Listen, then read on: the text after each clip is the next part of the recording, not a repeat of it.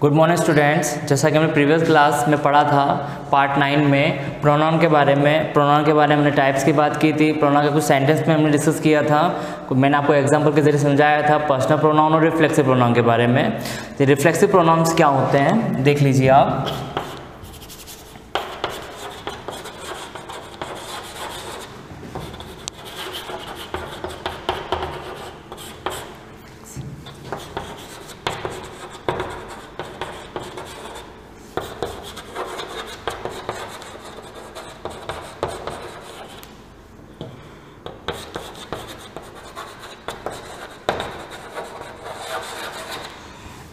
देखिए ये सारे रिफ्लेक्सिव प्रोनाउन कहलाते हैं। सी का हर सेल्फ होता है, ही का हिम सेल्फ, दे का दैम सेल्वर्स, राम का हिम सेल्फ, सीता का हर सेल्फ, वी का आवर सेल्वर्स, ईट का इट सेल्फ। ये सारे रिफ्लेक्सिव प्रोनाउन कहलाते हैं। तो इनके जो एग्जाम में सेंटेंसेस आते हैं तो मैंने आपको कुछ एग्जाम्पल दिए भी थे प्रीवियस क्लास में। For example, he himself posted the letter,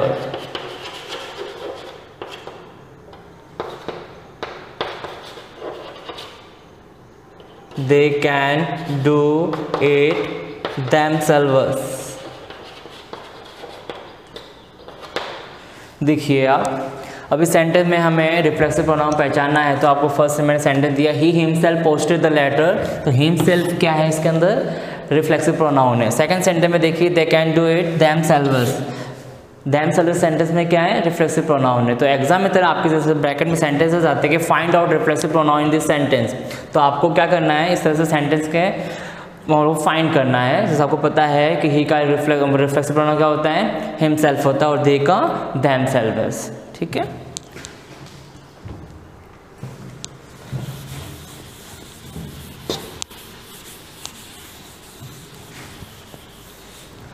next है हमारा एडजेक्टिव।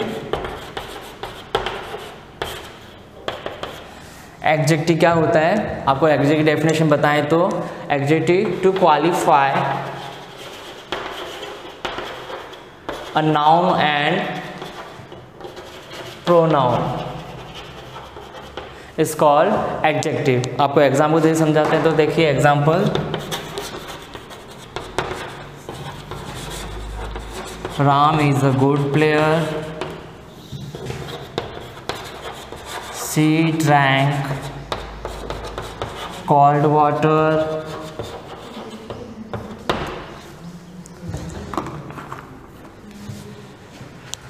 अब इस सेंटेंस में देखिए मैंने आपको डेफिनेशन जरिए समझाया कि एडजेक्टिव का मीन्स क्या होता है, to qualify noun and pronoun. इस सेंटेंस में देखिए Ram is a good player, तो इसमें ये एडजेक्टिव वर्ड हुआ। आपके एग्जाम में इस तरह से वर्ड आते हैं, फाइंड आउट एडजेक्टिव। तो आपको सेंटेंस में बताना है कि इसमें एडजेक्टिव वर्ड कौन सा है। तो Ram is a good player, तो इसमें एडजेक्टिव वर्ड कौन सा हुआ, गुड। सेकंड सेंटेंस में देखिए सी ड्रैंक कोल्ड वाटर, इसके अंदर एडजेक्टिव वर्ड कौन सा कहलाया, कॉल्ड कहलाया। तो कभी सब एग्जाम पूछ लें आपको फाइंड आउट एडजेक्टिव वर्ड, तो इन दिस सेंटेंस, इस सेंटेंस में क्या है, कॉल्ड एडजेक्टिव वर्ड है। ठीक है। नाउ नेक्स्ट इज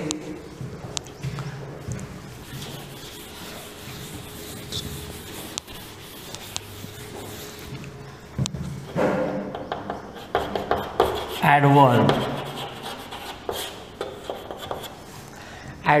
एडवर्ब की डेफिनेशन होती है to modify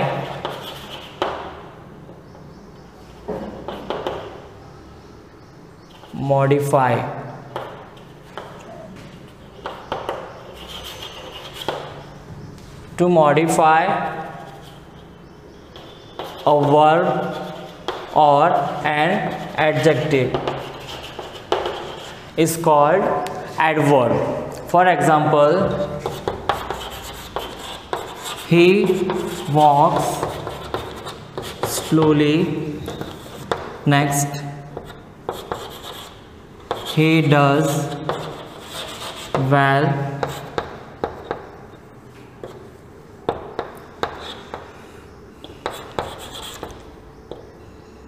He takes exercise daily. अब आपके एग्जाम में इस तरह से सेंटेंस आते हैं, find out adverb.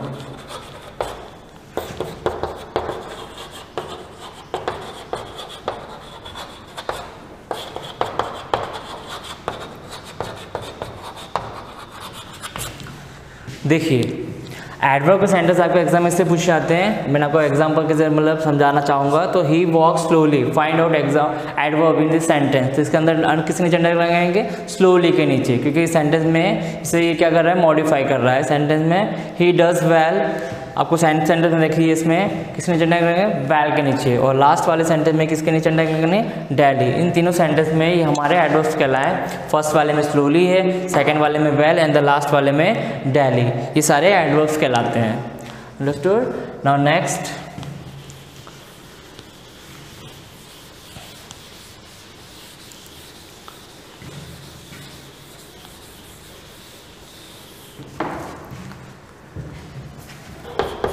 Preposition.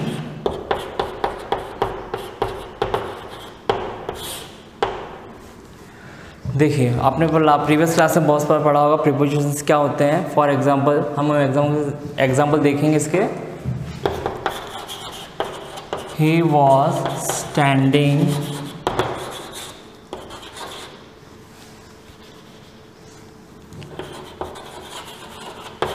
Under the tree.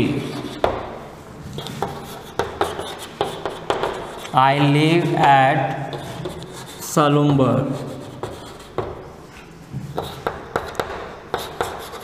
The cat is running after the mouse. अब आपको इसमें सारे सेंटेंस में प्रीपोजिशन पहचानना है। तो आपको जैसा कि पता है प्रीपोजिशन सेंटेंस में कौन सा है, अंडर, नेक्स्ट सेंटेंस में एट और लास्ट सेंटेंस में आफ्टर। आपके एग्जाम में इस तरह से पूछे जाते हैं ब्रैकेट में कि फाइंड आउट प्रीपोजिशन वर्ड। तो आपको पता होना चाहिए प्रीपोजिशन वर्ड्स में in, on, at, under, about, across, although. ठीक है, ये सारे वर्ड्स हमारे एग्जाम में मतलब इस तरह से सेंटेंसेस आते हैं। He was standing under the tree, तो इसमें अंडर हमारा प्रीपोजिशन वर्ड हुआ। नेक्स्ट सेंटेंस में एट और लास्ट सेंटेंस में आफ्टर। ठीक है, नाउ नेक्स्ट हम देख लेते हैं प्रीपोजिशंस।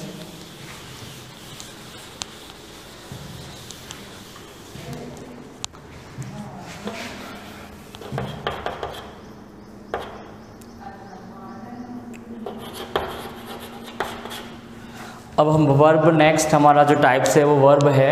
जैसा कि आपको पता है सेंटेंस में बहुत अलग अलग तरह की वर्ब्स आती हैं। फॉर एग्जांपल जैसे helping verb, main verb, gerund, infinitive verbs, अलग अलग टाइप्स की वर्ब्स आती हैं। तो एग्जाम में जिस तरह के सेंटेंस आते हैं, find out infinitive verb, find out gerund verbs, find out helping verb, find out main verbs, तो किस तरह के सेंटेंस एग्जाम में आते हैं हम देखते हैं।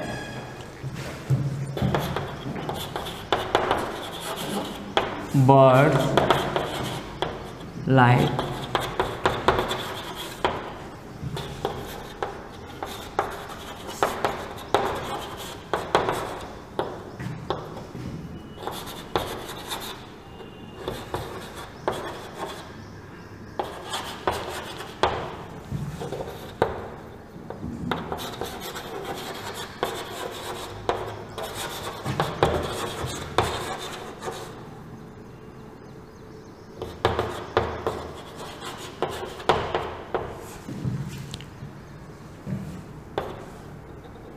देखिए इन सेंटेंस में देखिए, फर्स्ट वाले में हमें पूछा है फाइंड आउट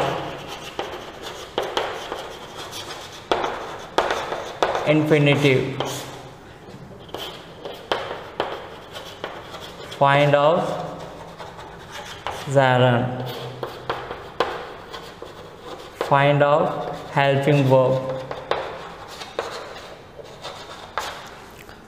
देखो अलग अलग टाइप्स के वर्ब्स आते हैं एग्जाम में हमारे, और इस तरह के हमारे ब्रैकेट में वर्ड्स दे रखे होते हैं। Find out infinitive verbs, find out gerund, find out helping verbs. तो हमें किस तरह से फाइंड आउट करना है। तो इन्फिनेटिव वर्ब्स का मतलब होता है टू प्लस वर्ब की first form, that is called infinitive verb. तो इस सेंटेंस में क्या कहलाया, बर्ड्स लाइक टू सिंग, तो हमें किसके नीचे अंडरलाइन करनी, टू सिंग के नीचे अंडरलाइन करनी है। नेक्स्ट में पूछा है फाइंड आउट ज़ायरन। ज़ायरन का होता है मतलब होता है ज़ायरन का जो हमारा मैन वर्ड होता है, वर्ड प्लस आईएनजी,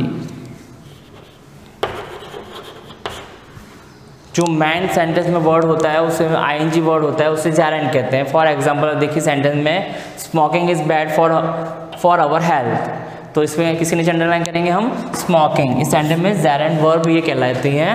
लास्ट में दे रखा है फाइंड आउट हेल्पिंग वर्ब, जैसा कि आपको पता है is, am, are, was, were, has, have, will, shall, can, could, may, might, सारी क्या होती हैं? हेल्पिंग वर्ब्स होती हैं। तो इसके नीचे किसके नीचे अंडरलाइन करेंगे? आर के नीचे अंडरलाइन करेंगे। अंडरस्टूड? Okay, thank you.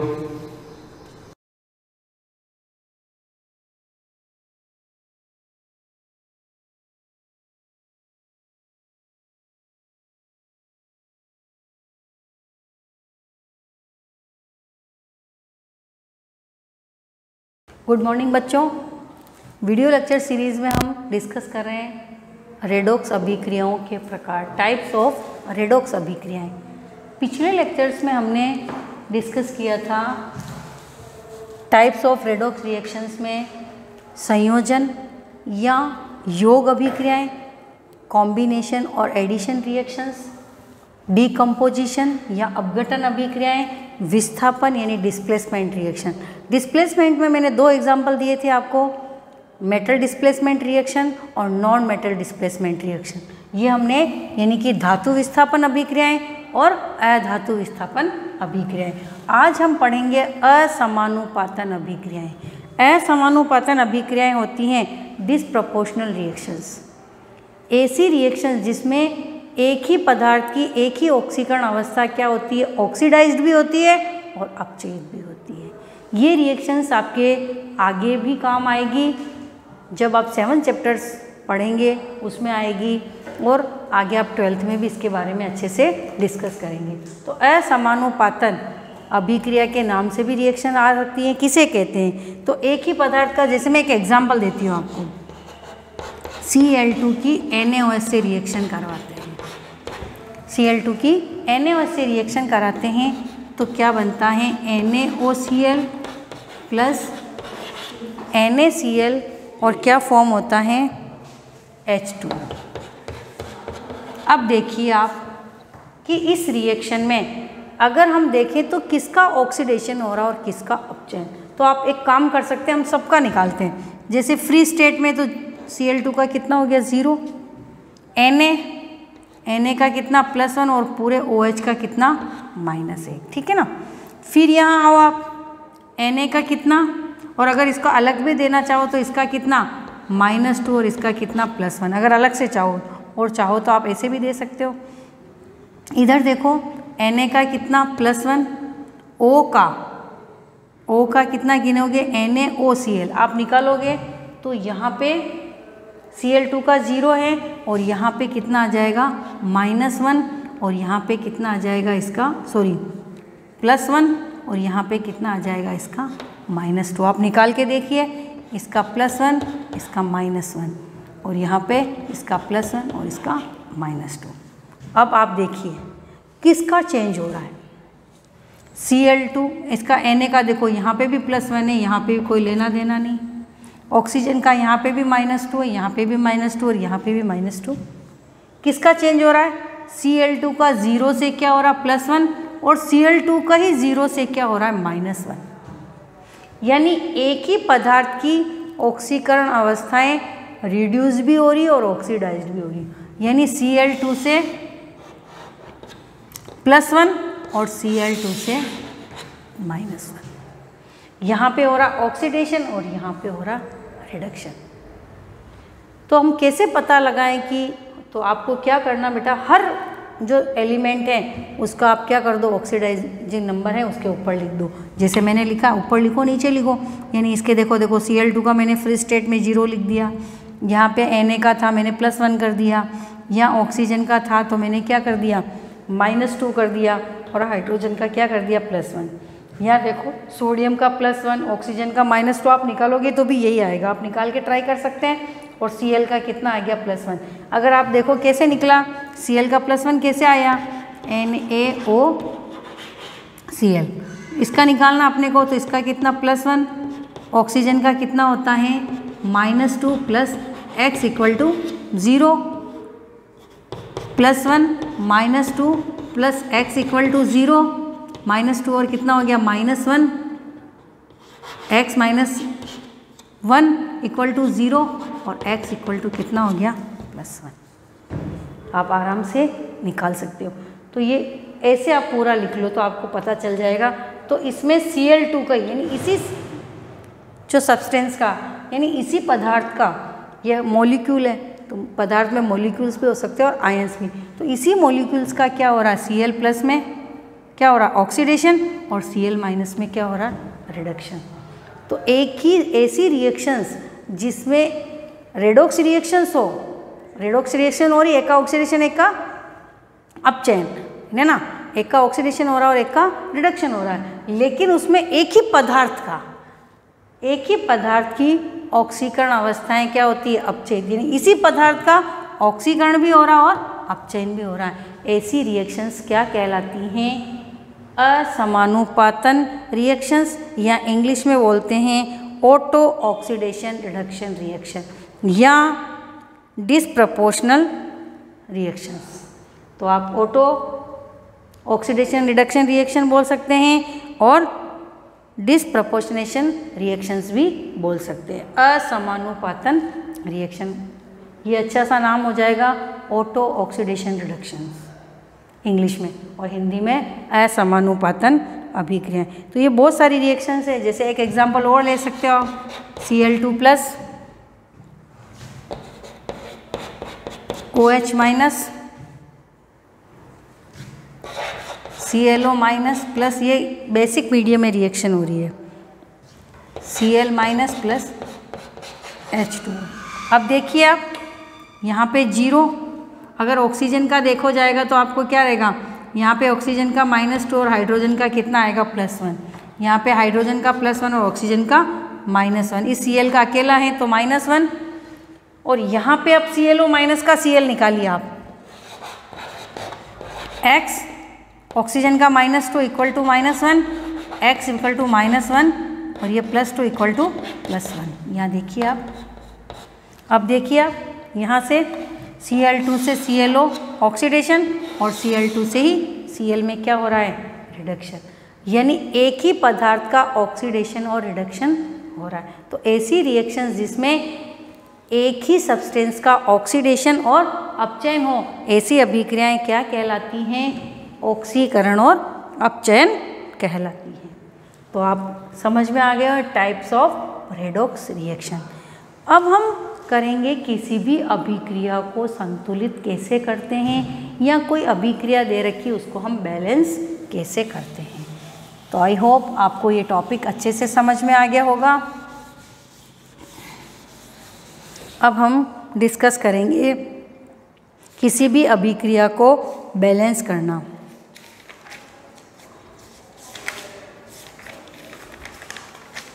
इसके अलावा हैं आपके एक टॉपिक और हैं ऑक्सीकरण संख्या के अनुप्रयोग। फिर हम अगले लेक्चर में हम डिस्कस करेंगे किसी भी अभिक्रिया को हम कैसे संतुलित कर सकते हैं।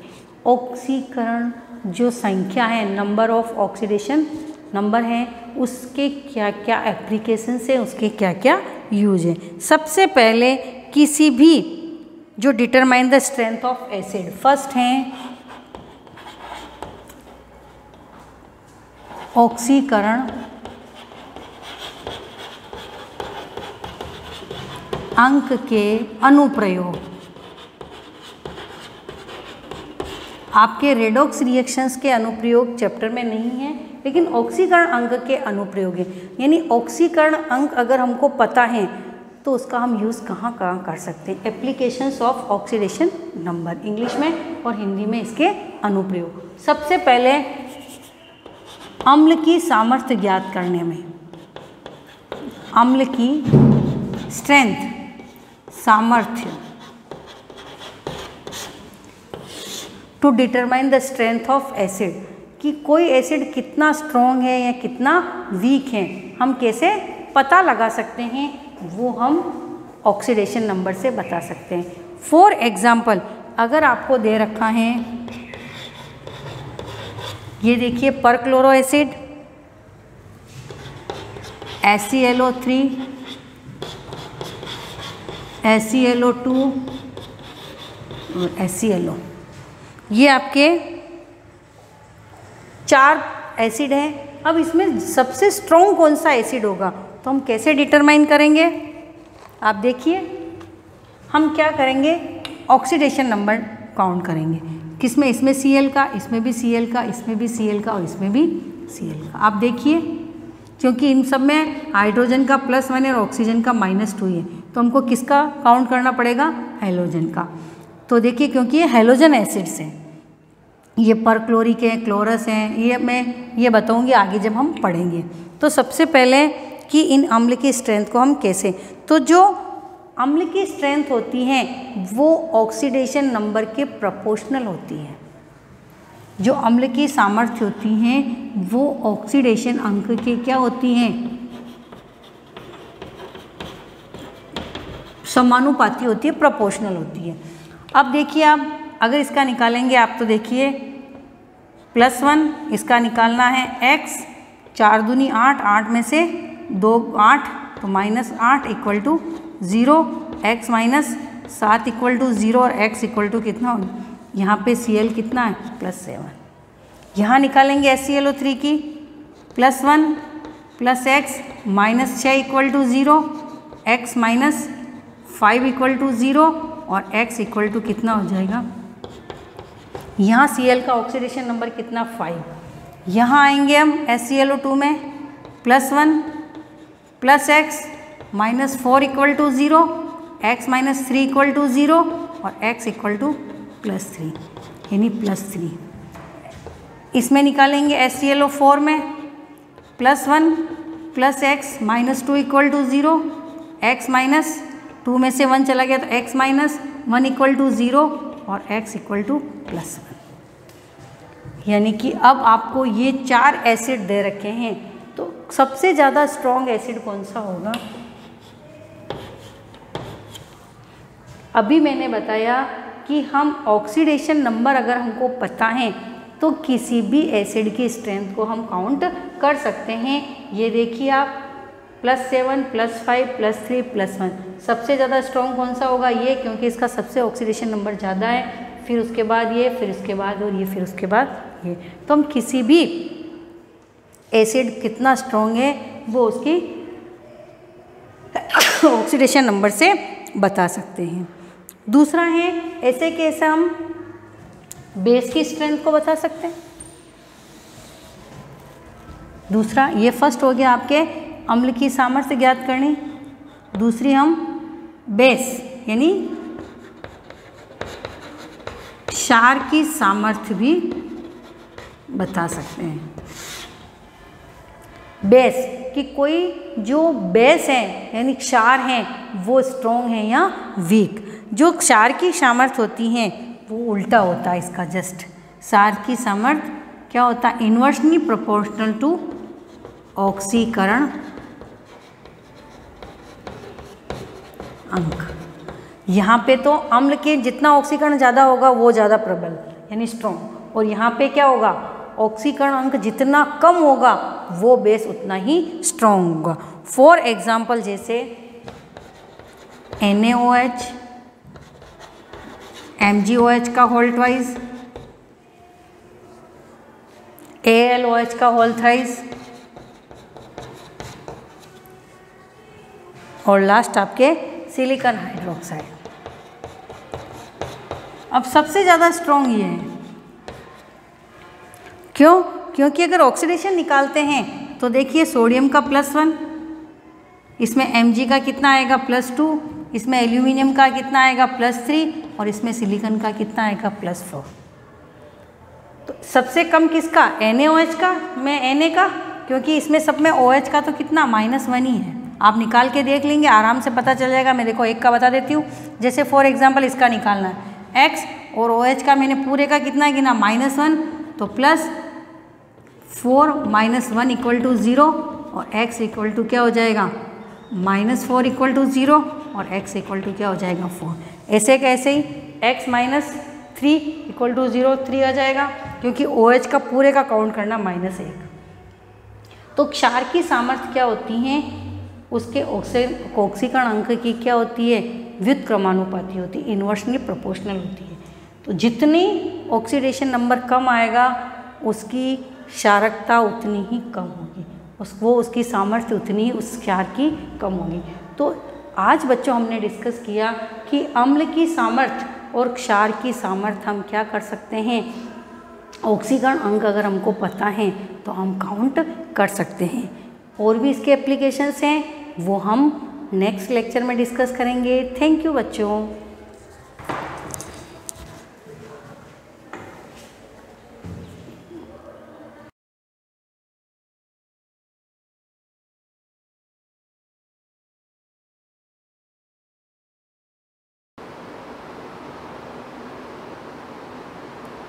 Good morning students. Last class में हम क्या एरर के बारे में पढ़ रहे थे और एरर को कैलकुलेट करने के बारे में जो लास्ट टॉपिक था हमने स्टार्ट किया था, इसके बाद जो टाइम खत्म हो गया था तो हमारा टॉपिक बाकी था। ठीक है, तो हम क्या कर रहे हैं, एरर को कैलकुलेट कर रहे हैं। किसको कैलकुलेट कर रहे हैं, हम एरर को कैलकुलेट कर रहे हैं। और एरर किसके अंदर आती है, तो जब भी हम कोई मेजरमेंट करते हैं, जब भी कोई हम प्रैक्टिकल करते हैं या ऑब्जर्वेशन लेते हैं, रीडिंग लेते हैं, तो उसके अंदर हमारी जो रीडिंग होती है, हमारा जो मेजरमेंट होता है वो परफेक्ट नहीं होता, उसके अंदर कुछ न कुछ एरर जरूर होती है। जैसे कि किसी को हमने लेंथ को मेजर करने के बोला, तो किसी ने ये जैसे कि कोई लेंथ है, ये लेंथ अगर कोई किसी को मैंने मेजर करने को बोला तो कोई इस लेंथ को 10 मीटर मेजर किया, किसी ने 10.1 मेजर किया, किसी ने 9.9 मेजर किया, तो सबने अलग अलग लेंथ को मेजर किया। तो किसी ने 0.1 की एरर की होगी, किसी ने माइनस में 0.1 की एरर की होगी, तो सबने अपनी अपनी एक अलग एरर की। और एरर के बारे में हमने देखा था कि एरर हमारे कितने टाइप्स की होती है, 2 टाइप्स की होती है। एक एरर होती है हमारी सिस्टमेटिक एरर और दूसरी जो एरर होती है हमारी कौन सी होती है,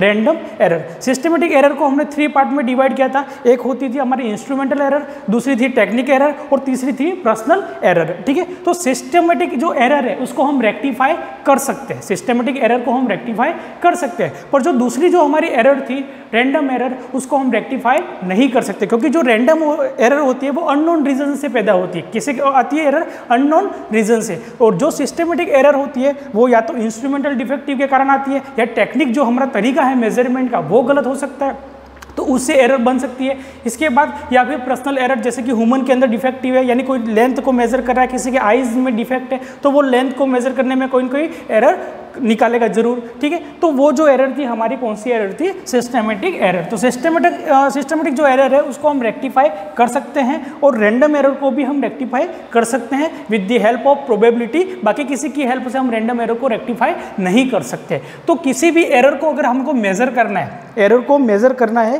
कि कोई भी प्रैक्टिकल कर रहे हैं, जैसे कि हमने एक प्रैक्टिकल स्टार्ट किया और एक प्रैक्टिकल है हमारा ये पेंडुलम वाला।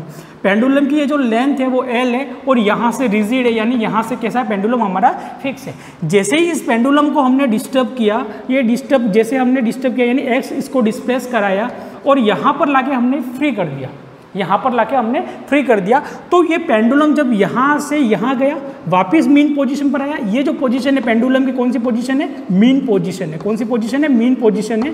ठीक है, अब जैसे यहाँ से इसको हमने फ्री किया, ये वापस अपनी मीन पोजीशन पर आया। मीन पोजीशन पर आके वो रुकेगा नहीं, क्योंकि हम जानते हैं ड्यू टू इनर्शिया, जैसे आप क्लास 11th में अभी इनर्शिया वाला जो टॉपिक पढ़ोगे, न्यूटन्स के लॉ पढ़ोगे, उसमें पढ़ोगे ड्यू टू इनर्शिया ये यहाँ पर रुकेगा नहीं और ये यहाँ से क्या आएगा, इस डायरेक्शन में आएगा। जैसे ये यहाँ पर आएगा, रुकेगा नहीं, यहाँ पर वापस ये इस डायरेक्शन पर आएगा। तो जब ये वापस यहाँ पर आया, वन ऑसिलेशन इज कंप्लीट, यानी जैसे ही मीन पोजीशन से राइट में गया, राइट से वापस मीन पोजीशन पर, मीन पोजीशन से वापस लेफ्ट पर, और लेफ्ट से वापस कहाँ पर आया, मीन पोजीशन पर, तो हम बोलेंगे वन ऑसिलेशन इज कंप्लीट। ठीक है, तो इस पेंडुलम का वन ऑसिलेशन कंप्लीट। तो एक ऑसिलेशन में, ठीक है, अगर हम देखेंगे कि एक सेकंड में जितने भी नंबर ऑफ ऑसिलेशन होंगे, जितने भी नंबर ऑफ क्या होंगे, ऑसिलेशन, उसी को हम क्या बोलते हैं, फ्रीक्वेंसी। क्या बोलता हूँ, फ्रीक्वेंसी। कि एक सेकंड में जितने नंबर ऑफ ऑसिलेशन होंगे उसको हम बोलेंगे फ्रीक्वेंसी। क्या बोलेंगे, फ्रीक्वेंसी। ठीक है, अब उस फ्रीक्वेंसी को हम मेजर करना चाहते हैं, उस फ्रीक्वेंसी को हम मेजर करना चाहते हैं। तो हमने पेंडुलम को यहाँ से डिस्टर्ब किया, जैसे एक्स डिस्प्लेस किया और छोड़ दिया। ठीक है, हम क्या कर रहे हैं, उसके नंबर ऑफ ऑसिलेशन को नोट कर रहे हैं कि एक सेकंड में वो कितना ऑसिलेट करेगा। जितना ऑसिलेट करेगा एक सेकंड में, वही उसकी क्या होगी, फ्रीक्वेंसी होगी। जैसे कि हमने बोला कि एक सेकंड में इसने कितने ऑसिलेशन किए, 10, तो इसकी फ्रीक्वेंसी कितनी है, 10 हर्ट्ज। कितनी है, 10 हर्ट्ज। फ्रीक्वेंसी की यूनिट क्या होती है, 10 हर्ट्ज होती है। ठीक है, अब अगर नेक्स्ट हम रीडिंग लेंगे, उसमें हमने देखा कि एक सेकंड में उसने 9 क्या किए, ऑसिलेशन किए, तो उसकी जो फ्रीक्वेंसी है वो कितनी है, 9 है। ठीक है, पर समस्या क्या होती है कि हर मटेरियल की अपनी एक नेचुरल फ्रीक्वेंसी होती है, हर मटेरियल की अपनी एक नेचुरल फ्रीक्वेंसी होती है। जैसे कि इस पेंडुलम को हमने यहाँ से लाके फ्री किया, जैसे ही फ्री करेंगे ओसिलेट करेगा, तो इसकी जो ओसिलेशन की जो फ्रीक्वेंसी है कि जैसे कि 1 सेकंड में 10 बार ओसिलेट होता है,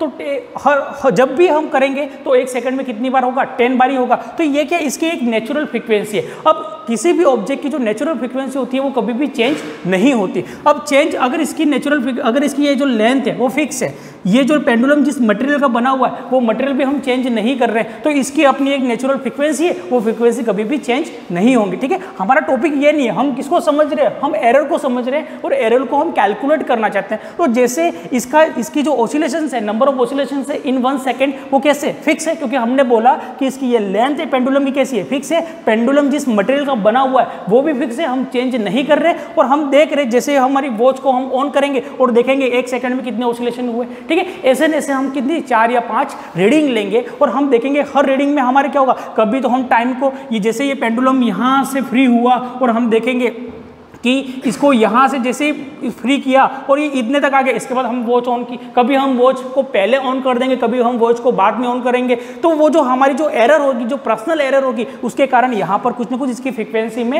एरर आएगी। बाकी इसकी नेचुरल फ्रीक्वेंसी कैसी है, अगर ये पेंडुलम फिक्स है, यही इसकी लेंथ है, यही इसका मटेरियल है, तो इसकी फ्रीक्वेंसी कभी भी चेंज होने वाली नहीं है। तो हम इसकी फ्रीक्वेंसी को मेजर करना चाहते हैं, तो जैसे कि कैलकुलेशन को जब एरर को जब भी हम कैलकुलेट करते हैं, एरर को हम जब भी कैलकुलेट करते हैं, तो हमारे पास जो ऑब्जर्वेशन, जो मेजरमेंट हम कर रहे हैं उसकी ट्रू वैल्यू हमको पता होनी चाहिए या ट्रू वैल्यू हमको निकालनी आनी चाहिए। कि जैसे कि हमने बोला कि इसकी जो नेचुरल फ्रीक्वेंसी है वो कितनी है, 10 हर्ट्ज है, कितनी है, 10 है।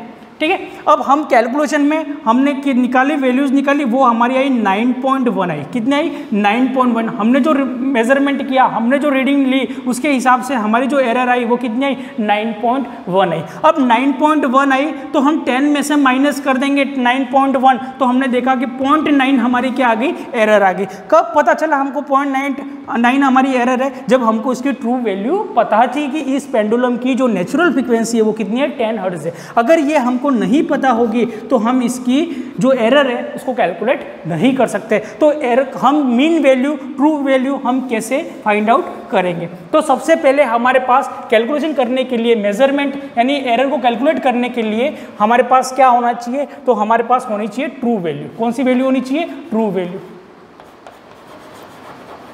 ठीक है, ट्रू वैल्यू। अब दूसरी हमने जो रीडिंग ली कि भी हमने देखा कि 1 सेकंड में इतने ऑसिलेट किए, वो रीडिंग हमने ली, तो उस वैल्यू को हम बोलेंगे मेजर्ड वैल्यू। कौन सी वैल्यू बोलेंगे, मेजर्ड वैल्यू, मेजर्ड वैल्यू। ठीक है, तो हम क्या करेंगे, ट्रू वैल्यू में से क्या करेंगे, मेजर वैल्यू को हम माइनस कर देंगे, तो हमारी क्या आ जाएगी, एरर आ जाएगी। तो ट्रू वैल्यू में से हमने क्या किया, जो हमने मेजर की वैल्यू, उस वैल्यू को हमने माइनस कर दिया। क्या कर दिया, माइनस कर दिया, मेजर वैल्यू। ठीक है, तो ट्रू वैल्यू में से मेजर वैल्यू को हम माइनस कर देंगे तो हमको क्या मिलेगा, एरर। क्या मिल जाएगा, हमको एरर मिल जाएगी। ठीक है, तो अब हम एरर को कैलकुलेट करना चाहते हैं। एरर को कैलकुलेट करने के लिए हम कुछ फॉर्मूलेज बनाएंगे। ठीक है, अब हमने क्या किया, पेंडुलम को स्टार्ट किया और हमने रीडिंग लेना स्टार्ट कर दिया। ठीक है, तो हमने कुछ वैल्यू निकाली। कौन सी वैल्यू निकालेंगे हम, तो हम निकालेंगे मेजर्ड वैल्यू। ठीक है, हम रीडिंग लेंगे और वही रीडिंग हमारी जो होगी वो कौन सी वैल्यू होगी, मेजर वैल्यू होगी। ठीक है, तो हमने फर्स्ट ऑब्जर्वेशन किया जिसमें हमारी जो वैल्यू आई वो कितनी आई, A1। सेकंड ऑब्जर्वेशन हमने किया जिसमें हमारी वैल्यू आई A2 और थर्ड ऑब्जर्वेशन किया हमने A3 आई। डैश डैश डैश वैसे वैसे हमने कितने मेजरमेंट कर दिए, AN मेजरमेंट कर दिए। कितने मेजरमेंट किए, AN मेजरमेंट कर दिए। तो ये सारी हमारी अलग अलग रीडिंग आई कि कभी हमने देखा कि 1 सेकंड में 10 ऑसिलेशन कर रहा है, कभी हमने देखा कि 10 सेकंड में 9 ऑसिलेशन कर रहा है, कभी हमने देखा 1 सेकंड में 9 ऑसिलेशन कर रहा है, कभी हमने देखा कि 1 सेकंड में 8 कितने कर रहे हैं, 11 ऑसिलेशन कर रहा है। यानी हर बार उसके ऑसिलेशन क्या है, कैसे आ रही है, अलग अलग आ रही है। फ्रीक्वेंसी कैसी आ रही है, अलग अलग आ रही है। क्यों आ रही है, क्योंकि हमारे ऑब्जर्वेशन में कहीं ना कहीं एरर है। क्या एरर है, या तो हो सकती है वो इंस्ट्रूमेंटल एरर हो, या हो सकती है टेक्निक एरर हो, या फिर वो हो सकती है पर्सनल एरर है। तो हमने अलग अलग वैल्यू निकाली कि कभी हमने टाइम जैसे वॉच को ऑन किया होगा, तो वॉच को जैसे ऑन किया होगा, थोड़ा बहुत ये आगे बढ़ गया होगा पेंडुलम, इसके बाद हमने वॉच को ऑन किया होगा। कभी क्या होगा कि पेंडुलम की स्टार्ट होने से पहले ही हमने क्या कर दिया होगा, वॉच को ऑन कर दिया होगा। तो हमारा टाइम हर बार अलग अलग आएगा। अगर टाइम हर बार अलग अलग आएगा तो number of oscillation in 1 second हमारा क्या हो जाएगा, अलग अलग आएगा। यानी फ्रीक्वेंसी हमारी कैसी आएगी, अलग अलग आएगी। तो हमने देखा A1 निकाला, A2 निकाला, A3 निकाला, और हमने कितनी रीडिंग ले ली, an तक हमने रीडिंग ले ली। अब हमको कौन सी वैल्यू निकालनी है, ट्रू वैल्यू निकालनी है। तो ट्रू वैल्यू इनमें से कोई होगी, ठीक है। तो हमने क्या किया, सबका सम कर दिया। क्या कर दिया हमने, सबका सम कर दिया। और सबका जो सम करेंगे उसको क्या करेंगे, डिवाइड बाय टोटल नंबर। तो हमको जो वैल्यू मिलेगी वो कौन सी वैल्यू मिलेगी, मीन वैल्यू मिलेगी। और मीन वैल्यू को ही हम कौन सी वैल्यू कहते हैं, ट्रू वैल्यू। तो हमने क्या कर दिया, जितने भी ऑब्जर्वेशन, जितनी भी रीडिंग हमने ली, सबको क्या कर दिया, सम कर दिया। और जैसे सबका सम करेंगे इसके बाद क्या करेंगे, टोटल नंबर से डिवाइड करेंगे। और टोटल नंबर से डिवाइड करने से हमको क्या मिल जाएगी, इन सबकी मीन वैल्यू मिलेगी। और वही मीन वैल्यू जो होती है वो कौन सी वैल्यू होती है, ट्रू वैल्यू होती है। तो mean value, a mean is equal to कितना हो जाएगा, तो sigma A N divide by N. और एन क्या है, नंबर ऑफ ऑब्जर्वेशन या नंबर ऑफ रीडिंग, ठीक है। टोटल नंबर ऑफ रीडिंग कितनी है, तो हमने कितनी बोला, एन रीडिंग है, तो डिवाइड किससे कर दिया हमने, एन से कर दिया। तो ये जो आया हमारी वो जो वैल्यू है ए मीन, और ए मीन ही हमारी क्या है, तो ए मीन ही हमारी कौन सी वैल्यू है, ट्रू वैल्यू। कौन सी वैल्यू है, ट्रू वैल्यू, ठीक है। अब हमने देखा कि ट्रू वैल्यू हमारे पास आ गई। ट्रू वैल्यू में से हम क्या करेंगे, मेजर्ड वैल्यू को माइनस करेंगे तो हमारे पास क्या आ जाएगी, एरर आ जाएगी। तो वो जो एरर होगी उस एरर को हम बोलेंगे एब्सोल्यूट एरर। कौन सी एरर, एब्सोल्यूट एरर, ठीक है। तो हमने देखा कि एब्सोल्यूट एरर क्या है,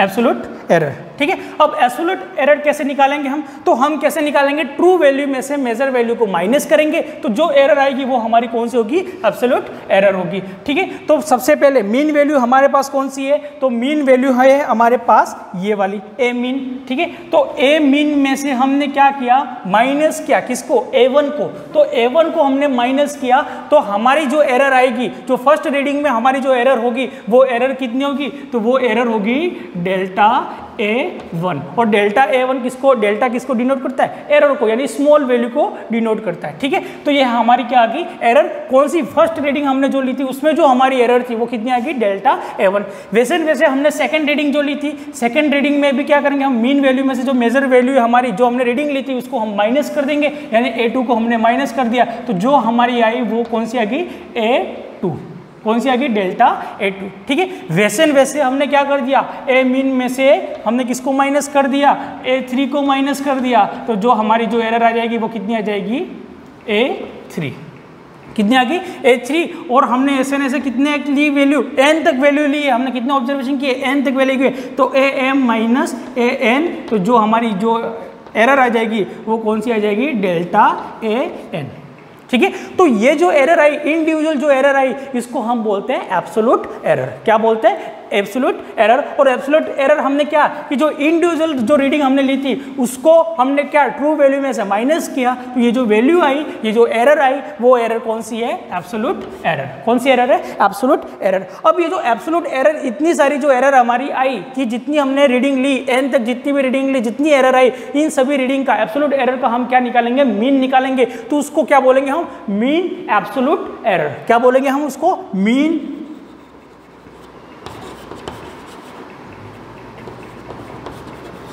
mean absolute error, mean absolute error. और मीन एब्सोल्यूट एरर कैसे निकालेंगे हम, तो इन सब का सम करेंगे। क्या करेंगे, इन सब का सम करेंगे। इससे पहले कुछ एक चीज़ समझ लो जो कि हमारे थोड़ा सा टॉपिक रह गया था, कि जो हमारी सिस्टमेटिक एरर है वो पॉजिटिव भी हो सकती है और नेगेटिव भी हो सकती है। इसका मतलब ये कि जो सिस्टमेटिक एरर होती है उसके अंदर डायरेक्शन होती है, उसके अंदर क्या होती है, डायरेक्शन होती है। वो पॉजिटिव भी हो सकती है और वो नेगेटिव भी हो सकती है। कैसे, तो हमने देखा कि हमारी जो ट्रू वैल्यू आई थी वो सपोज 10 आई थी। कितनी आई थी, कि नंबर ऑफ ऑसिलेशन कितनी, इसकी नेचुरल फ्रीक्वेंसी कितनी है, 10 है। तो सपोज इसकी ये जो मीन वैल्यू है वो कितनी आई थी, 10। अब ऑब्जर्वेशन जब हमने किया तब ये वैल्यू सपोज हमारी 11 आ गई। कितनी आ गई, 11 आ गई। तो ये जो वैल्यू है डेल्टा A1 की वैल्यू वो कितनी आ जाएगी, तो 10 - 11 हम करेंगे तो जो वैल्यू आ जाएगी वो कितनी आ जाएगी, -1। क्या हो गया -1।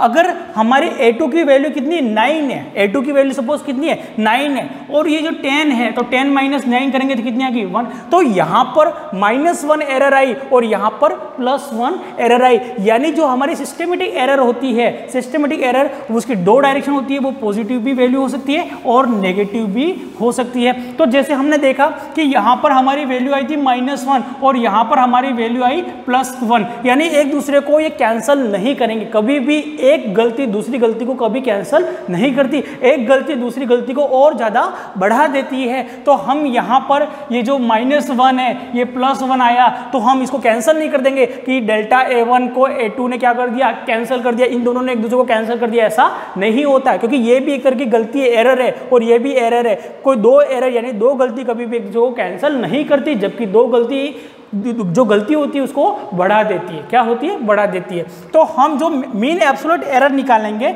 उसमें ये सारी जो वैल्यूज है, चाहे वो प्लस हो माइनस हो, हमको उसको कोई मतलब नहीं। हम उसकी वैल्यू कैसे निकालेंगे? तो उसकी वैल्यू हम निकालेंगे मोड ऑफ डेल्टा A1, सबको हम क्या करेंगे? प्लस ही करेंगे। Mode of delta A2 plus mode of delta A3 plus mode of delta AN, ठीक है। और मीन निकाल रहे हैं तो क्या करेंगे? Divide by total number. क्या करेंगे? Divide by total number. तो ये जो हमारी एरर आ जाएगी वो कौन सी आ जाएगी? मीन एब्सोल्यूट एरर आ जाएगी। कौन सी आ जाएगी? मीन एब्सोल्यूट एरर आ जाएगी। तो ये हमने निकाल दिया मीन एब्सोल्यूट एरर, ठीक है। अब ये जो मीन एब्सोल्यूट एरर आई, इसमें हमने मोड में लिखने का फायदा ये कि इसमें प्लस और माइनस नहीं होता, क्योंकि ये एरर प्लस में हो या माइनस में हो, हम सबका क्या करेंगे? प्लस ही करेंगे। तो ये जो वैल्यू आ गई वो कौन सी आ गई? मीन एब्सोल्यूट एरर आ गई। कौन सी आ गई? Mean absolute error. और मीन एब्सोल्यूट एरर को हमने किससे डिनोट किया है? तो मीन एब्सोल्यूट एरर को हमने डिनोट किया है डेल्टा A मीन, ठीक है। और इसको हमने किससे डिनोट किया? Delta A mean. और डेल्टा A क्या है? हमारी एरर। और ये कौन सी एरर है? मीन एरर है। कौन सी एरर है? मीन एरर है। तो हमने देखा कि ट्रू वैल्यू हमारे पास है और हमने जो रीडिंग ली मेजर वैल्यू, उसमें से ट्रू वैल्यू में से मेजर वैल्यू को हमने निकाला तो एरर आई। उस एरर को हमने क्या बोला? एब्सोल्यूट एरर, ठीक है। अब एब्सोल्यूट एरर जितनी भी आई सबका हमने क्या कर दिया? मीन निकाल दिया। तो उस एरर को हम बोलेंगे मीन एब्सोल्यूट एरर। क्या बोलेंगे? Mean absolute error. और बाकी जो हमारा टॉपिक है उसको हम नेक्स्ट क्लास में कंटिन्यूस करेंगे, क्योंकि टाइम की कमी है और इसके कारण हम यहाँ पर कंटिन्यू नहीं कर सकते। थैंक यू, धन्यवाद।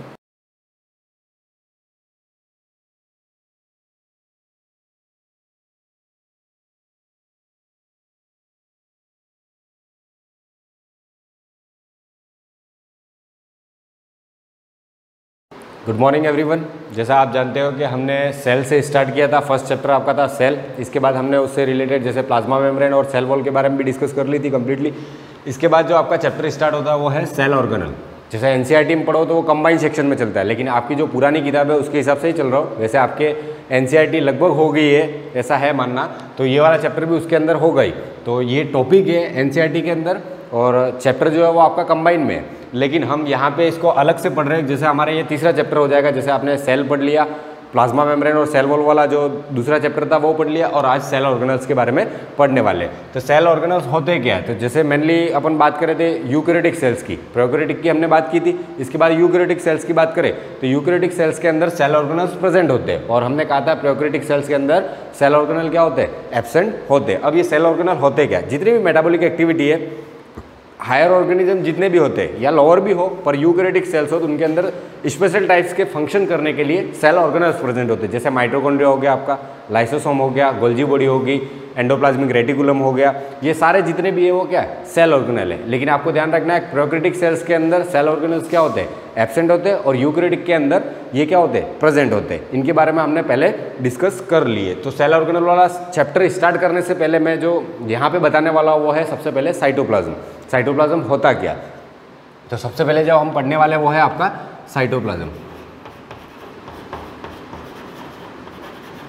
अब साइटोप्लाज्म की बात करें तो आपने सुना भी होगा सेल के अंदर जो लिक्विड फ्लूइड सब्सटेंस प्रेजेंट होता है उसको हम क्या कहते हैं, साइटोप्लाज्म कहते हैं। लेकिन प्रॉपर डेफिनेशन हम दे पाते नहीं है कि साइटोप्लाज्म होता क्या, क्योंकि आपने प्रोटोप्लाज्म के बारे में भी पढ़ा होगा, वो भी तो लिक्विड फ्लूइड सब्सटेंस ही होता है, वो भी सेल के अंदर ही प्रेजेंट होता है। तो प्रोटोप्लाज्म किसको कहते हैं, साइटोप्लाज्म किसको कहते हैं, ये कंफ्यूजन हो जाता है। तो यहाँ पे हम डिस्कस करने वाले हैं साइटोप्लाज्म के बारे में, और प्रोटोप्लाज्म क्या होता है वो भी मैं आपको बता दूंगा, ताकि आपका जो भी मतलब कंफ्यूजन हो इससे रिलेटेड, साइटोप्लाज्म से रिलेटेड और आपके प्रोटोप्लाज्म से रिलेटेड, वो क्लियर हो जाए। और साइटोप्लाज्म पढ़ना क्यों जरूरी है, क्योंकि आपके जितने भी सेल ऑर्गेनल्स होते हैं और सेल इंक्लूजन्स होते हैं, यानी सेल ऑर्गेनल की बात कर लेते हैं हम, और सेल से रिलेटेड जो भी कंपोनेंट होते हैं वो साइटोप्लाज्म के अंदर क्या करते हैं, फ्लोट करते हैं, मतलब पार्ट होते हैं साइटोप्लाज्म का ही। तो साइटोप्लाज्म के अंदर एक कंपार्टमेंट की तरह ये प्रेजेंट होता है, मतलब ये समझ लीजिए एक घर है, उसके अंदर बहुत सारे रूम है, तो वो पूरा घर तो हो गया आपका साइटोप्लाज्म, मतलब एक सेल पूरी बाउंड्री उसकी, और उसके अंदर जो है वो साइटोप्लाज्म हो गया, और उसके अंदर फिर प्रेजेंट होते हैं जो रूम्स है आपके, वो सारे हो जाते हैं सेल ऑर्गेनल्स। तो वैसे हम यहाँ पे बात करेंगे साइटोप्लाज्म के बारे में। तो साइटोप्लाज्म कैसा होता है, तो ये एक एमॉर्फस सब्सटेंस होता है। कैसा होता है, एमॉर्फस, एमॉर्फस और ट्रांसल्यूसेंट सब्सटेंस होता है। कैसा होता है, एमॉर्फस होता है और ट्रांसल्यूसेंट होता है। तो ये आपका जो सब्सटेंस होता है वो एमॉर्फस और ट्रांसल्यूसेंट सब्सटेंस होता है, और इसके भी दो पार्ट होते हैं, ये दो पार्ट के अंदर डिवाइड होता है, मतलब दो पार्ट के अंदर डिवाइड होता है, यूँ कह सकते हैं अपन के ये जो सोल्यूशन होता है, मतलब साइटोप्लाज्म जो होता है वो आपका कैसा होता है, या तो ट्रू सोल्यूशन की फॉर्म में होगा या कोलाइडल होगा। कैसा होगा, तो ये या तो ट्रू सोल्यूशन की फॉर्म में होगा, true solution, as well as इसको अपन कह सकते हैं एज वेल एज कोलाइडल, या फिर कैसा हो सकता है, ये कोलाइडल हो सकता है। अब ये कब कोलाइडल है और कब ट्रू सोल्यूशन है, इसको हम कैसे डिफाइन करेंगे, ये कब कोलाइडल है और कब ये कब ट्रू सोल्यूशन है और कब ये कोलाइडल है, इसको कैसे डिफाइन करेंगे। आपने सुना भी होगा कोलाइडल सब्सटेंस के बारे में और ट्रू सोल्यूशन के बारे में सॉरी ट्रू सोल्यूशन के बारे में भी सुना होगा। तो जब ये किससे बनाओ, ये बनाओ आपके शुगर, इसके अंदर प्रेजेंट हो अमाइनो एसिड्स, अमाइनो एसिड्स के बारे में जानते होंगे आप, प्रोटीन जिससे बना होता है उसकी जो स्मॉलेस्ट यूनिट है, या यूँ कह सकते हैं अपन मोनोमर जो होता है प्रोटीन का, वो क्या होता है, अमाइनो एसिड्स होता है। तो इसके अंदर क्या प्रेजेंट हो, शुगर प्रेजेंट हो, अमाइनो एसिड्स प्रेजेंट हो और न्यूक्लियोटाइड हो, न्यूक्लियोटाइड्स। न्यूक्लियोटाइड्स क्या होता है, जब हम न्यूक्लिक एसिड के बारे में पढ़ेंगे तब मैं आपको न्यूक्लियोटाइड के बारे में भी बता दूंगा, लेकिन एक जनरल आपको पता होना चाहिए, ये डीएनए का पार्ट होता है, मतलब जो डीएनए होता है वो कंप्लीटली किससे बना होता है, न्यूक्लियोटाइड से बना होता है। न्यूक्लियोटाइड क्या हो जाता है, आपके डीएनए का या न्यूक्लिक एसिड का एक मोनोमर है, यूँ समझ लीजिए। तो ये इसके अंदर जो आपका ट्रू सोल्यूशन है, कब उसको ट्रू सोल्यूशन कहेंगे साइटोप्लाज्म को, जब वो शुगर अमाइनो एसिड्स या न्यूक्लियोटाइड से बना हो, या फिर इसके अंदर क्या प्रेजेंट हो, शुगर प्रेजेंट हो, अमाइनो एसिड्स प्रेजेंट हो और न्यूक्लियोटाइड प्रेजेंट हो, तब उसको कहा जाता है ट्रू सोल्यूशन। अब ये कोलाइडल कब होगा, इसको कोलाइडल सोल्यूशन कब कहेंगे, तो आपका जो साइटोप्लाज्म है वो प्रोटीन या फिर उसके अंदर फैट प्रेजेंट हो, प्रोटीन और फैट से बना हुआ जो सोल्यूशन होगा आपका, वो साइटोप्लाज्म क्या कहलाएगा, कोलाइडल कहलाएगा। तो ये कितने टाइप का हो गया, ये जो आपका साइटोप्लाज्म होता है वो किस फॉर्म में होता है, या तो ट्रू सोल्यूशन होगा, या तो क्या होगा आपका ट्रू सोल्यूशन होगा, या फिर क्या होगा आपका कोलाइडल होगा। कोलाइडल कब कहेंगे, जब ये प्रोटीन और फैट से बना हो, मतलब इसके अंदर प्रोटीन और फैट की मात्रा ज़्यादा हो, या कंटेंट इसका क्या हो, बहुत ही ज़्यादा हो। और ट्रू सोल्यूशन कब कहेंगे, जब इसके अंदर शुगर, अमाइनो एसिड्स और न्यूक्लियोटाइड्स ही हो, तो उसको हम क्या कह सकते हैं, ट्रू सोल्यूशन कह सकते हैं। तो वो होता है आपके साइटोप्लाज्म से रिलेटेड। तो आपको ध्यान रखना साइटोप्लाज्म क्या होता है, एक एमॉर्फस सब्सटेंस है या फिर ट्रांसल्यूसेंट होता है, और ये true solution as well as colloidal भी होता है। इसके बाद अब इसकी डेफिनेशन देख लेते हैं, साइटोप्लाज्म प्रेजेंट कहाँ होता है। तो साइटोप्लाज्म प्रेजेंट होता है आपके between plasma membrane and nuclear membrane. तो प्लाज्मा मेम्ब्रेन के बारे में हमने देख लिया था, लेकिन मैं आपको बता देता हूँ यहाँ पे, जैसे आपके यूँ समझ लो ये एक सेल है, ये क्या है आपकी एक सेल है, इसकी जो आउटर कवरिंग होगी, मतलब एक लिविंग सेल है और इसके आउटर जो कवरिंग होगी उसको हम क्या कहते हैं, प्लाज्मा मेम्ब्रेन कहते हैं। इसके बारे में हमने पूरा देखा है, प्लाज्मा मेम्ब्रेन क्या होती है, उससे रिलेटेड मॉडल देख लिए हमने, और इसके क्या फंक्शन होते हैं, ये पोरस होती है कि कैसी होती है, सब कुछ हमने देख लिया। सेलेक्टिवली परमेएबल और सेमी परमेएबल, इसके बारे में भी हमने देख लिया था। तो ये जो प्लाज्मा मेम्ब्रेन है आपकी, अब ये जो आउटर कवरिंग होगी ये तो प्लाज्मा मेम्ब्रेन होगी, इसके अंदर प्रेजेंट होता है आपका न्यूक्लियस। क्या प्रेजेंट होता है आपका न्यूक्लियस, इसके बारे में भी आप जानते हो, तो मैं यहाँ पे मार्क कर देता हूँ इसको, ये हो जाएगा आपका न्यूक्लियस, या फिर इसको कह सकते हैं ये तो आपका न्यूक्लियस है कंप्लीटली, लेकिन इसकी जो आउटर कवरिंग है इसको क्या कहेंगे हम, न्यूक्लियर मेम्ब्रेन। तो इसको लिख देते हैं हम न्यूक्लियर मेम्ब्रेन। ये स्ट्रक्चर कौन सा है, ये एक सेल ऑर्गेनेल है आपका, कौन सा, न्यूक्लियस, और इसकी जो आउटर कवरिंग होगी वो क्या होगी, न्यूक्लियर मेम्ब्रेन, और ये जो सेल है उसकी जो आउटर कवरिंग होगी वो कौन सी हो जाएगी, प्लाज्मा मेम्ब्रेन। अब इसके अंदर मतलब हमने क्या कहा डेफिनेशन के अंदर, कि जैसे हम डेफिनेशन लिखे इसकी, तो साइटोप्लाज्म होता कहाँ पे या होता क्या है, तो फ्लूइड सब्सटेंस होता है इट प्रेजेंस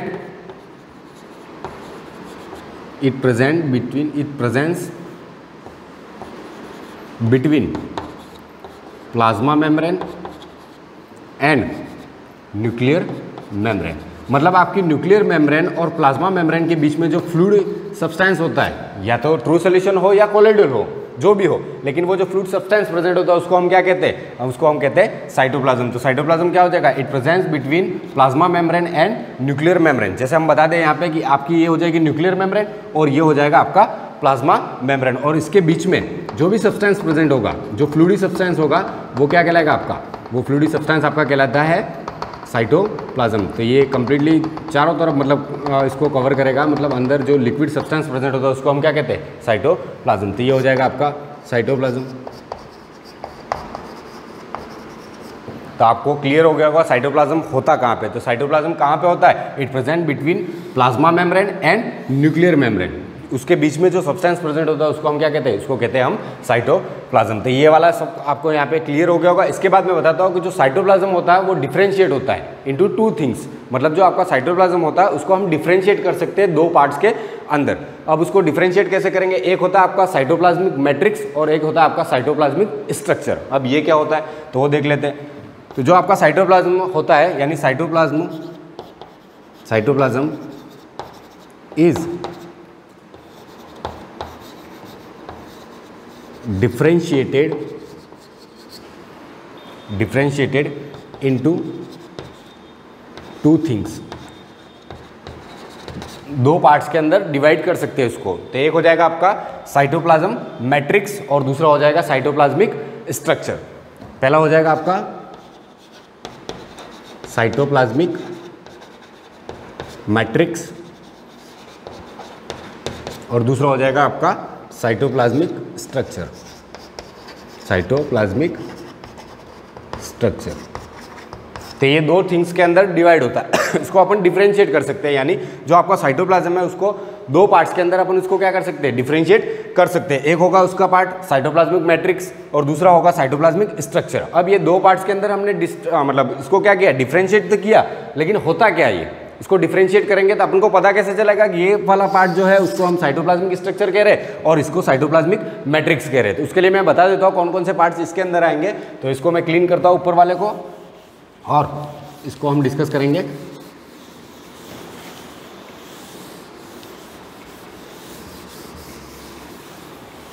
यहाँ पे हम ले लेते हैं, जैसा हो जाएगा यहाँ पे आपका हो जाएगा साइटोप्लाज्मिक मैट्रिक्स और दूसरा है आपका साइटोप्लाज्मिक स्ट्रक्चर।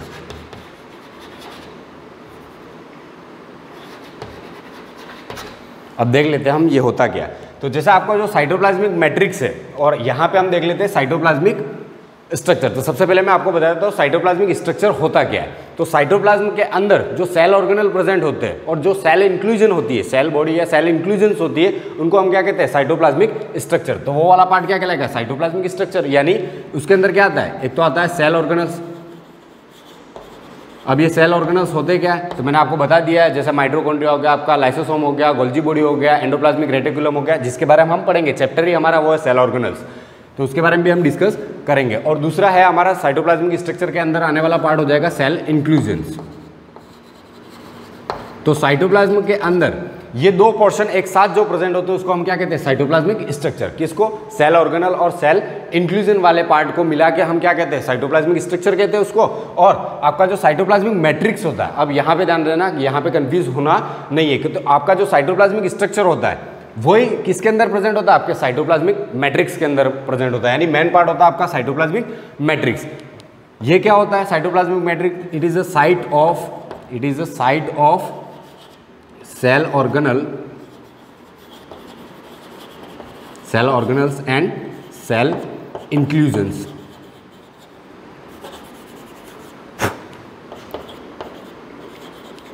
Cell inclusions. अब यहाँ पे कंफ्यूज नहीं होना है, मैं आपको बता देता हूँ कि जो आपका साइटोप्लाज्मिक मैट्रिक्स है इसी के अंदर आपका ये साइटोप्लाज्मिक स्ट्रक्चर क्या होता है? प्रेजेंट होता है। लेकिन सेल ऑर्गेनल और सेल इंक्लूजन दोनों जब साथ में प्रेजेंट है तो हम इसको क्या कहते हैं, साइटोप्लाज्मिक स्ट्रक्चर कहते हैं। यानी इन दोनों को मिला के हम क्या कहते हैं, साइटोप्लाज्मिक स्ट्रक्चर। लेकिन ये साइटोप्लाज्मिक स्ट्रक्चर जो होता है वो कहाँ पे प्रेजेंट होता है, आपके साइटोप्लाज्मिक मैट्रिक्स के अंदर प्रेजेंट होता है। इसलिए हमने यहाँ पे लिखा है कि it is a site of cell organelles and inclusions. तो आपको यहाँ पे क्लियर हो गया होगा कि सेल साइटोप्लाज्मिक मैट्रिक्स क्या होता है और साइटोप्लाज्मिक स्ट्रक्चर क्या होता है। इसको हमने क्या किया कि जो आपका साइटोप्लाज्म है it is differentiated into two things. हमने इसको डिफरेंशिएट किया दो थिंग्स के अंदर, एक होता है आपका साइटोप्लाज्मिक मैट्रिक्स और दूसरा होता है साइटोप्लाज्मिक स्ट्रक्चर। अब वहां से रिलेटेड तो हम सेल ऑर्गेनल्स के बारे में जब पढ़ेंगे तब मैं आपको बता दूंगा, लेकिन आपका जो साइटोप्लाज्मिक मैट्रिक्स होता है वो करता क्या है, तो it is a site of metabolic activity. ये क्या होता है, यहाँ पे जितनी भी मेटाबॉलिक एक्टिविटी होती है सेल से रिलेटेड आपकी, मतलब आप जैसे खाना खा रहे हो, आपके खाना खाने के बाद डाइजेशन के लिए जो सेल्स आपकी हेल्प करती है, उन सेल्स के अंदर जितना भी मतलब मेटाबॉलिक एक्टिविटी होती है, या आप चल रहे हो,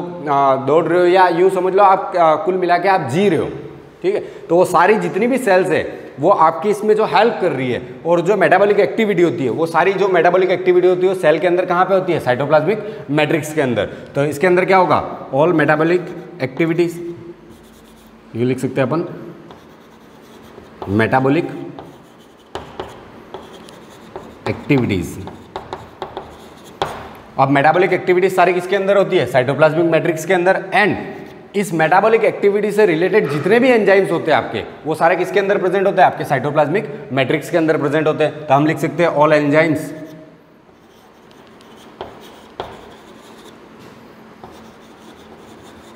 related to metabolic activities are present in it. इसी के अंदर क्या होते हैं, प्रेजेंट होते हैं। तो आपको ये क्लियर हो जाना चाहिए कि जितने भी इससे रिलेटेड एंजाइम्स है, मतलब आपकी जो भी मेटाबॉलिक एक्टिविटीज हो रही है, ऐसा तो है नहीं मेटाबॉलिक एक्टिविटी ऑटोमेटिकली हो जाती है, उनके लिए भी क्या होते हैं, किसी कैटलिस्ट की रिक्वायरमेंट होती है, जिसको बायोलॉजी में एंजाइम्स कहा जाता है। मतलब जिस एंजाइम्स की रिक्वायरमेंट होती है, मतलब यूँ समझ लो प्रोटीन का डाइजेशन करना हो, या आपके लिपिड्स का डाइजेशन करना हो, या फिर कोई अदर एक्टिविटीज हो, तो वो सारी किसके अंदर होती है, आपके साइटोप्लाज्मिक मैट्रिक्स के अंदर होती है। जैसे मैं एक एग्जांपल दे दूं आपको कौन सी प्रोसेस इसके अंदर होती है, तो मैं एक एग्जांपल देता हूं बेसिक, जो मेन रिएक्शन है आपके रेस्पिरेशन से रिलेटेड, तो उसको रेस्पिरेशन में ही पढ़ेंगे, लेकिन मैं एग्जांपल यहाँ पे दे देता हूँ, जैसे glycolysis.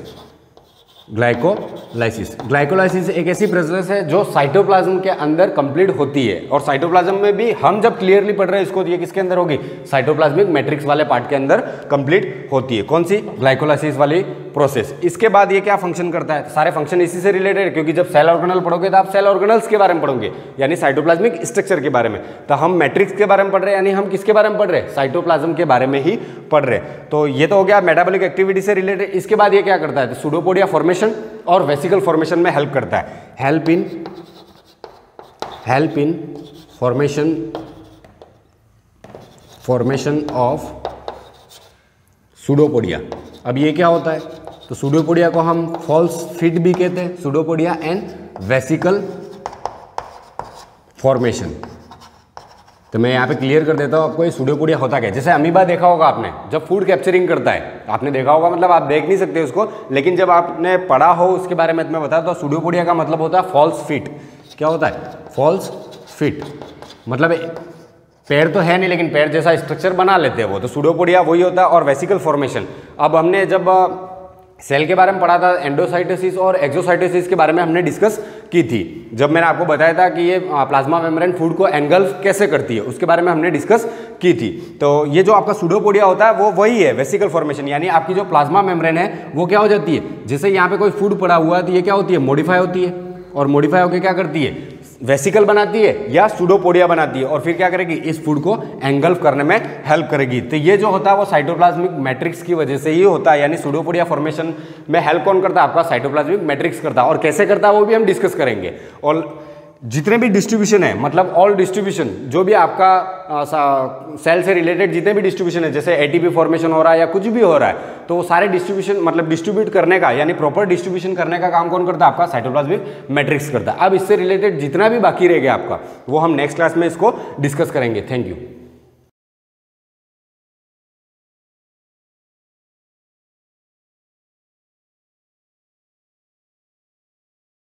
Morning students, welcome to the class. Last जो क्लास थी उसमें हमारे एग्जाम्पल्स ही चल रहे थे। लास्ट के 2 एग्जाम्पल्स बचे हुए हैं, उसको देख लेते हैं। एक होमवर्क का था, जो दूसरा है वो मैं आपको बता रही हूँ। एग्जाम्पल नंबर, बुक का एग्जाम्पल नंबर 12 है ये। मे बी आपकी बुक में इसका नंबरिंग डिफरेंट हो सकता है। 2 cos pi by 13 cos 9 pi by 13 plus cos 3 pi by 13 plus cos 5 pi by 13 that is equal to 0। ये चीज़ आपको प्रूफ करनी है। प्रूफ दैट, प्रूव करना है, इसलिए यहाँ प्रूफ लिखा है मैंने।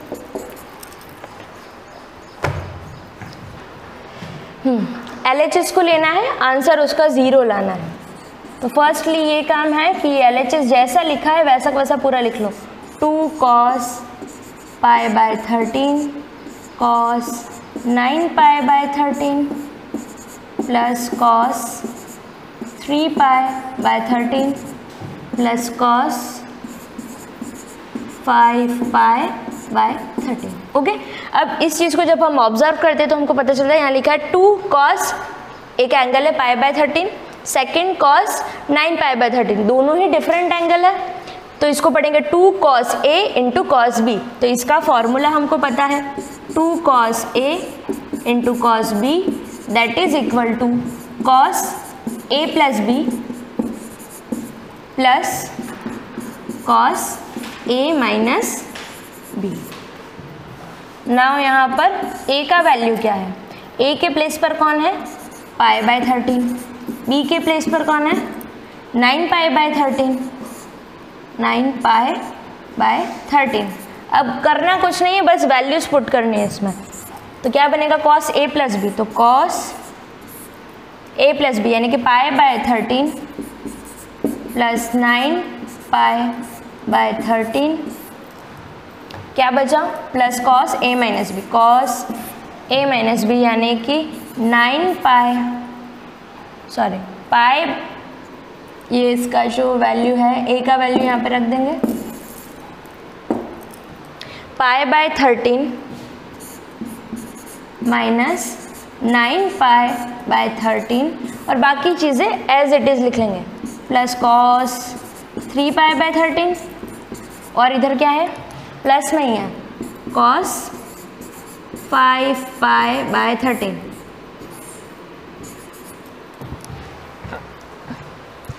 नेक्स्ट स्टेप, अब इसको सॉल्व करेंगे तो क्या बनेगा?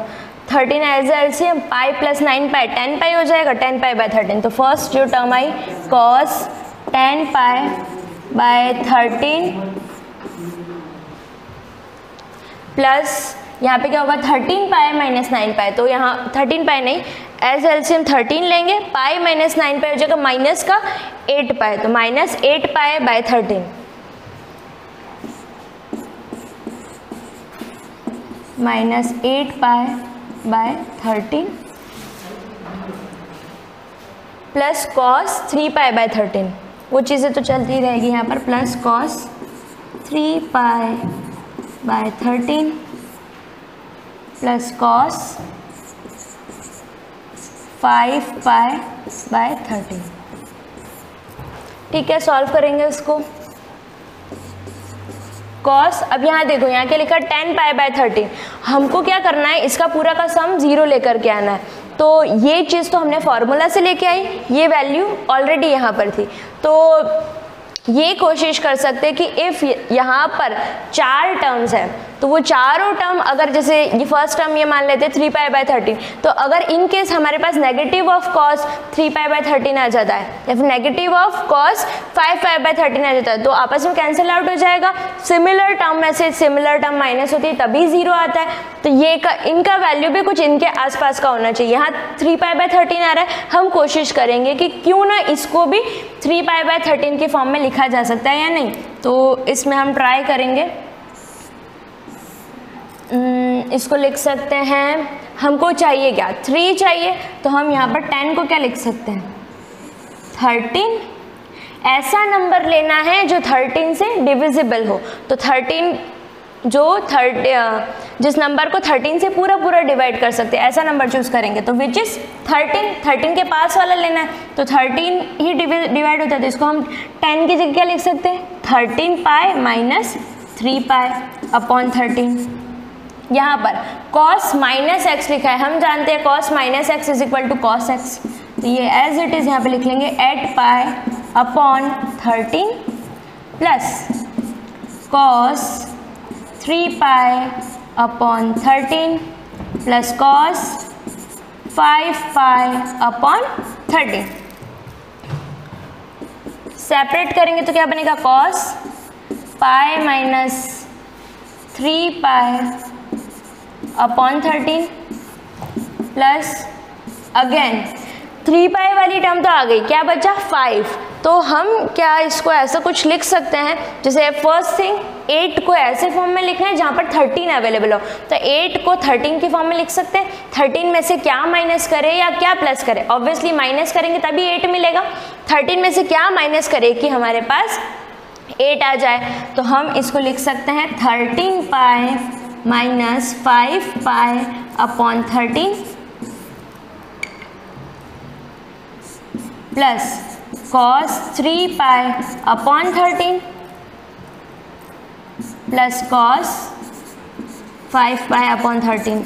तो कुछ भी नहीं करना है ना, पाई माइनस थीटा यानी कि कौन सा क्वाड्रेंट बनता है, जब हम क्वाड्रेंट्स चेक करते हैं, क्वाड्रेंट हमने सीखा था पाई माइनस थीटा है, तो pi minus theta is this thing. Second quadrant में कौन पॉजिटिव होता है, add sugar to coffee, sine is positive और उसका रेसिप्रोकल कॉजेक पॉजिटिव होता है, बाकी सारे नेगेटिव, यानी कॉस इसमें क्या होना चाहिए, नेगेटिव। तो यहाँ पर कॉस नेगेटिव होगा तो माइनस कॉस थीटा यानी कि 3 पाई बाय 13। इसी तरीके से यहाँ पर जब हम इसको लिखेंगे प्लस कॉस, सेपरेट करके लिखेंगे pi minus 5 pi upon 13। Again ये नेगेटिव होगा क्योंकि सेकंड क्वाड्रेंट में बन रहा है, और ये चीज़ें ऐसे की ऐसे लिखेंगे 3 pi by 13 plus cos 5 pi upon 13।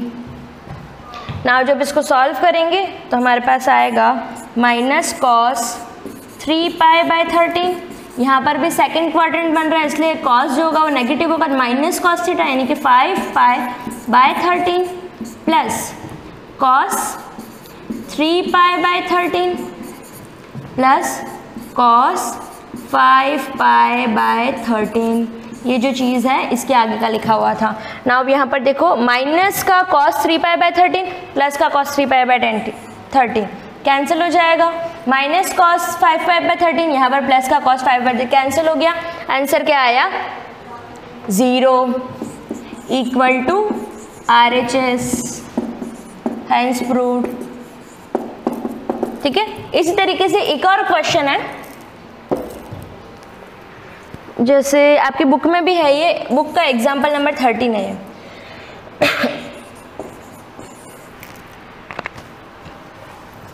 Question कुछ इस तरीके से, उसमें आपको गिवन क्या है, if a plus B plus C equal है 180 डिग्री के, देन प्रूव दैट। अगर तो ऐसा है, ये कंडीशन दे रखी कि a plus B plus C is equal to 180 degree, then prove that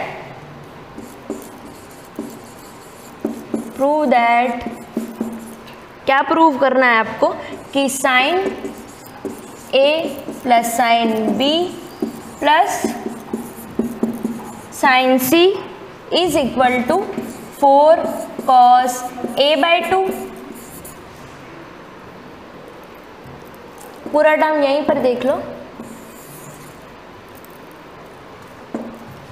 equal to 4 cos a by 2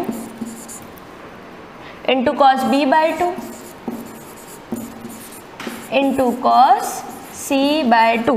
okay, ये टर्म है LHS equal to RHS prove करना है। यहाँ पर LHS लेके चलना है, RHS आंसर लाना है। कंडीशन ये दे रखी है। अब देखो यहाँ पर A है, B है, C है, बाई 2 तो आ ही नहीं रहा है और आंसर में आ रहा है हमारे पास बाई 2। तो ये वैल्यू का यूज़ हम कैसे करेंगे, हमारे पास वैल्यूज़ है A plus B plus C equal to 180 degree. We need half angle a/2 चाहिए हमको, b/2 चाहिए और c/2 चाहिए, तो पूरी इक्वेशन को डिवाइड बाय 2 कर देंगे, तो यहाँ से हमारे पास वैल्यू आ जाएगी a/2 plus b/2 plus c/2 is equal to, 2 को उधर ट्रांसफर करने की नीड नहीं, डिवाइड बाय 2 करेंगे तो यह 90 डिग्री बन जाएगा।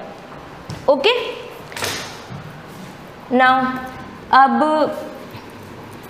जैसे आपको ये गिवन है a plus b plus c is equal to 180 degree, तो यहाँ पर जैसे डिवाइड बाय 2 करोगे तो क्या होगा, पूरे का डिवाइड बाय 2 तो सेपरेटली लिख सकते हो, a/2 plus b/2 plus c/2 is equal to 180/2 is 90 degree, तो ये वैल्यू हमारे पास आ गई।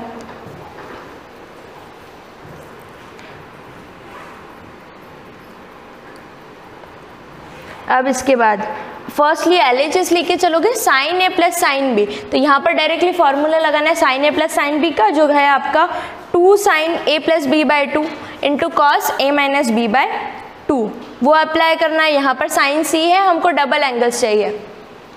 ये क्वेश्चन है, ट्राई करना है आपको, आपकी बुक में भी है, तो ये आपका होमवर्क का क्वेश्चन है, ट्राई कीजिएगा। अगर नहीं होता है तो नेक्स्ट वीडियो में हम ये क्वेश्चन कंटिन्यू करेंगे और इसके बाद कंटिन्यू करेंगे हमारी एक्सरसाइज 3.3।